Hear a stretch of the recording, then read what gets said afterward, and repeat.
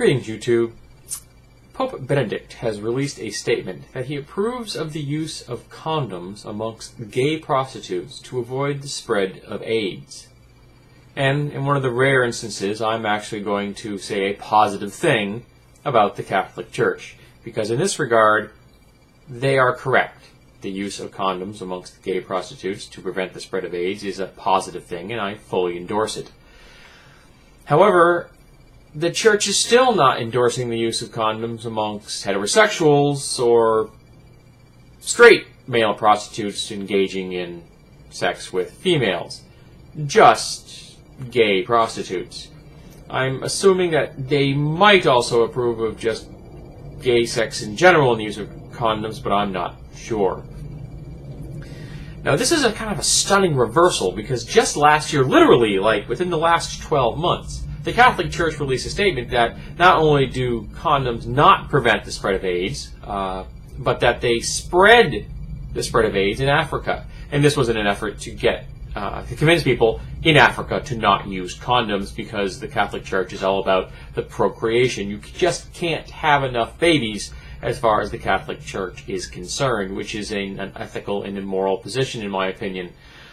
We need to endorse a zero population growth policy, not a have as many babies as your body can tolerate policy, which is unhealthy for women, families in general, and the entire planet.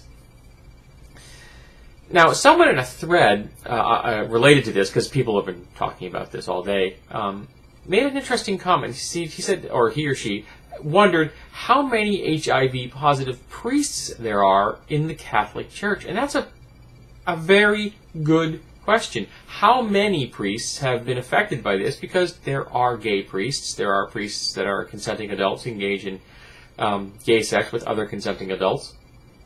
But how many of them are HIV positive because of poor safe sex practices? I don't think that we will ever actually get data on this, mind you, but it is an interesting question, and maybe it has something to do behind the Pope's decision to make this statement. Because we do know that just within the last year, there was a big controversy in the Catholic Church because there was a papal official that was in trouble for arranging rent boys for other papal officials and visitors in the Vatican. And I'm hoping that whoever was engaged in such endeavors did practice safe sex. At least if their rent boys are of any intelligence, they would have insisted, regardless of whether or not the people that they had been hired by were comfortable or familiar with the use of condoms in safe sex. But of course, this is just a teeny little sliver of wisdom and intelligence in the overall Catholic cornucopia of bad decisions that they make on a regular, nay, daily basis. For example, brushing under the carpet decades, centuries of sexual abuse of minors, and just kind of hand-waving it away as being unimportant.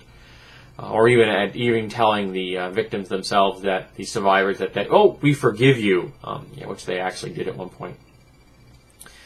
But I will take what I can get, and if the Pope endorses the use of condoms by anyone under any circumstances, I take that as a glimmer of hope. Maybe someday, say within the next century or so, the Pope will finally begin to endorse the use of condoms amongst heterosexuals to prevent both the spread of diseases, both life-threatening and not, and the prevention of unwanted pregnancies, because we really desperately need to reduce the number of pregnancies in the world overall.